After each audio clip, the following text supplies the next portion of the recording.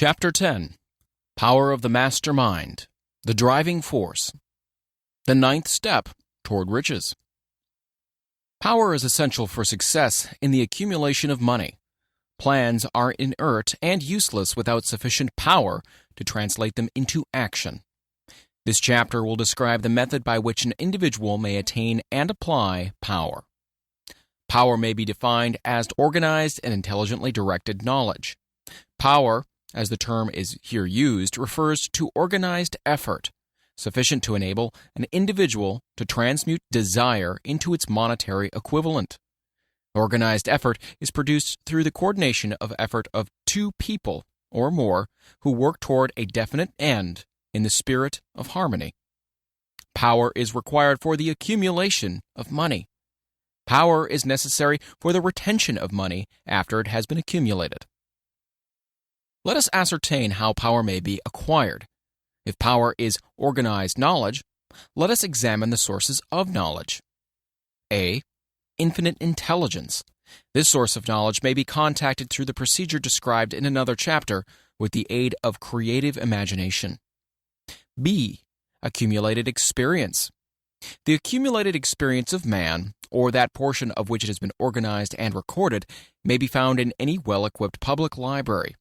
An important part of this accumulated experience is taught in public schools and colleges where it has been classified and organized.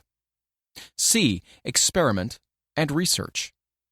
In the field of science, and in practically every other walk of life, men are gathering, classifying, and organizing new facts daily. This is the source of which one must turn when knowledge is not available through accumulated experience. Here, too, the creative imagination must often be used. Knowledge may be acquired from any of the foregoing sources. It may be converted into power by organizing it into definite plans and by expressing those plans in terms of action. Examination of the three major sources of knowledge will readily disclose the difficulty an individual would have if he depended upon his efforts alone in assembling knowledge and expressing it through definite plans in terms of action. If his plans are comprehensive, and if they contemplate large proportions, he must generally induce others to cooperate with him before he can inject into them the necessary element of power. Gaining power through the mastermind. The mastermind may be defined as coordination of knowledge and effort in a spirit of harmony between two or more people for the attainment of a definite purpose. No individual may have great power without availing himself of the mastermind. In a preceding chapter, instructions were given for the creation of plans for the purpose of translating desire into its monetary equivalent. If you carry out these instructions with persistence and intelligence and use discrimination in the selection of your mastermind group, your objective will have been halfway reached even before you begin to recognize it. So you may better understand the intangible potentialities of power available to you through a properly chosen mastermind group, we will here explain the two characteristics of the mastermind principle, one of which is economic in nature and the other psychic. The economic feature is obvious. Economic advantages may be created by any person who surrounds himself with the advice, counsel, and personal cooperation of a group of men who are willing to lend him wholehearted aid in the spirit of perfect harmony. This form of cooperative alliance has been the basis of nearly every great fortune. Your understanding of this great truth may definitely determine your financial status. The psychic phase of the mastermind principle is much more abstract, much more difficult to comprehend, because it has reference to the spiritual forces with which the human race as a whole is not well acquainted. You may catch a significant suggestion from the statement, "No two minds ever come together without thereby creating a third, invisible, intangible force which may be likened to a third mind."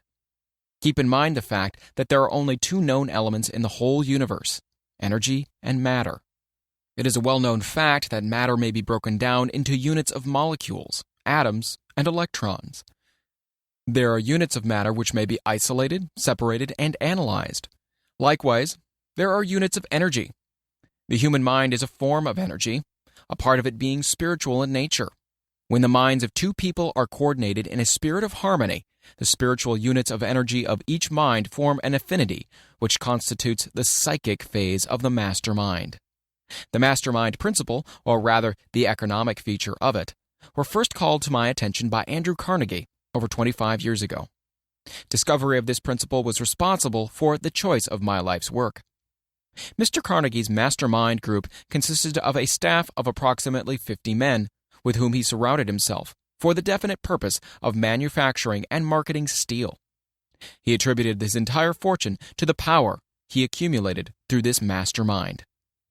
Analyze the record of any man who has accumulated a great fortune and many of those who have accumulated modest fortunes, and you will find that they have either consciously or unconsciously employed the mastermind principle.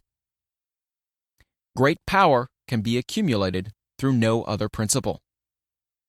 Energy is nature's universal set of building blocks out of which she constructs every material thing in the universe, including man and every form of animal and vegetable life.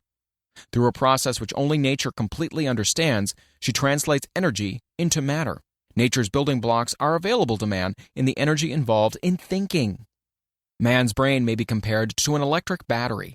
It absorbs energy from the ether, which permeates every atom of matter and fills the entire universe. It's a well-known fact that a group of electric batteries will provide more energy than a single battery. It's also a well-known fact that an individual battery will provide energy in proportion to the number and capacity of the cells it contains. The brain functions in a similar fashion. This accounts for the fact that some brains are more efficient than others and leads to this significant statement. A group of brains coordinated or connected in a spirit of harmony will provide more thought energy than a single brain, just as a group of electric batteries will provide more energy than a single battery.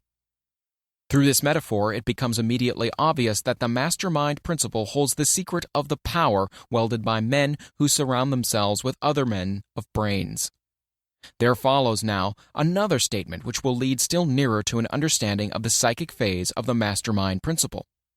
When a group of individual brains are coordinated and function in harmony, the increased energy created through the alliance becomes available to every individual brain in the group.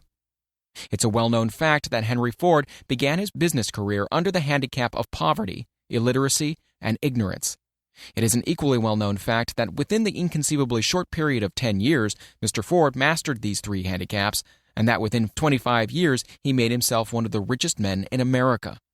Connect with this fact the additional knowledge that Mr. Ford's most rapid strides became noticeable from the time he became a personal friend of Thomas Edison, and you'll begin to understand what the influence of one mind upon another can accomplish. Go a step further and consider the fact that Mr. Ford's most outstanding achievements began from the time that he formed the acquaintances of Harvey Firestone, John Burroughs, and Luther Burbank, each a man of great brain capacity. And you'll have further evidence that power may be produced through friendly alliance of minds. There is little, if any, doubt that Henry Ford is one of the best-informed men in the business and industrial world. The question of his wealth needs no discussion. Analyze Mr. Ford's intimate personal friends, some of whom have already been mentioned, and you'll be prepared to understand the following statement. Men take on the nature and the habits and the power of thought of those with whom they associate, in a spirit of sympathy and harmony. Henry Ford whipped poverty, illiteracy, and ignorance by allying himself with great minds, whose vibrations of thought he absorbed into his own mind.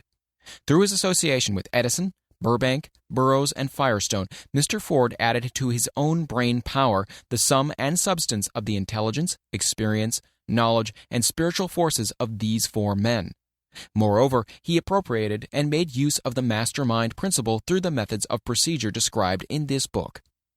This principle is available to you. We have already mentioned Mahatma Gandhi. Perhaps the majority of those who have heard of Gandhi look upon him as merely an eccentric little man who goes around without formal wearing apparel and makes trouble for the British government.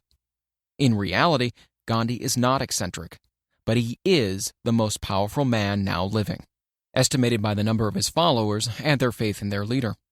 Moreover, he is probably the most powerful man who has ever lived. His power is passive, but it is real. Let us study the method by which he attained his stupendous power. It may be explained in a few words. He came by power through inducing over 200 million people to coordinate, with mind and body, in a spirit of harmony and for a definite purpose.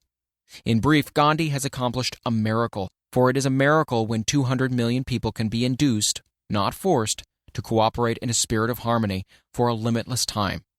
If you doubt that this is a miracle, try to induce any two people to cooperate in a spirit of harmony for any length of time. Every man who manages a business knows what a difficult matter it is to get employees to work together in a spirit even remotely resembling harmony. The list of the chief sources from which power may be attained is, as you have seen, headed by the infinite intelligence. When two or more people coordinate in a spirit of harmony and work towards a definite objective, they place themselves in position through that alliance to absorb power directly from the great universal storehouse of infinite intelligence. This is the greatest of all sources of power. It is the source to which the genius turns. It is the source to which every great leader turns, whether he may be conscious of that fact or not. The other two major sources from which the knowledge necessary for the accumulation of power may be obtained are no more reliable than the five senses of man. The senses are not always reliable. Infinite intelligence does not err. In subsequent chapters, the methods by which infinite intelligence may be most readily contacted will be adequately described. This is not a course on religion. No fundamental principle described in this book should be interpreted as being intended to interfere either directly or indirectly with any man's religious habits. This book has been confined exclusively to instructing the reader how to transmute the definite purpose of desire for money into its monetary equivalent. Read, think, and meditate as you read. Soon, the entire subject will unfold, and you will see it in perspective. You are now seeing the detail of the individual chapters. Money is as shy and elusive as the old-time maiden. It must be wooed and won by methods not unlike those used by a determined lover in pursuit of the girl of his choice. And coincidental as it is, the power used in the wooing of money is not greatly different from that used in wooing a maiden. That power, when successfully used in the pursuit of money, must be mixed with faith. It must be mixed with desire. It must be mixed with persistence. It must be applied through a plan, and that plan must be set into action. When money comes in quantities known as the big money, it flows to the one who accumulates it as easily as water flows downhill. There exists a great unseen stream of power, which may be compared to a river, except that one side flows in one direction, carrying all who get into that side of the stream onward and upward to wealth, and the other side flows in the opposite direction, carrying all who are unfortunate enough to get into it, and not able to extricate themselves from it, downward, to misery and poverty. Every man who has accumulated a great fortune has recognized the existence of this stream of life. It consists of one's thinking process.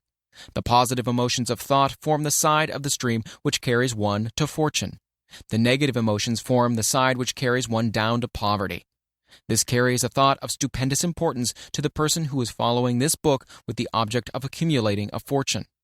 If you are on the side of the stream of power which leads to poverty, this may serve as an oar by which you may propel yourself over into the other side of the stream. It can serve you only through application and use. Merely reading and passing judgment on it, either one way or another, will in no way benefit you. Some people undergo the experience of alternating between the positive and negative sides of the stream, being at times on the positive side and at times on the negative side. The Wall Street crash of '29 swept millions of people from the positive to the negative side of the stream. These millions are struggling, some of them in desperation and fear, to get back to the positive side of the stream. This book was written especially for these millions. Poverty and riches often change places. The crash taught the world this truth, although the world will not long remember the lesson. Poverty may, and generally does, voluntarily take the place of riches. When riches take the place of poverty, the change is usually brought out through well-conceived and carefully executed plans. Poverty needs no plan. It needs no one to aid it because it's bold and ruthless. Riches are shy and timid. They have to be attracted. Anybody can wish for riches, and most people do, but only a few know that a definite plan plus a burning desire for wealth are the only dependable means of accumulating wealth.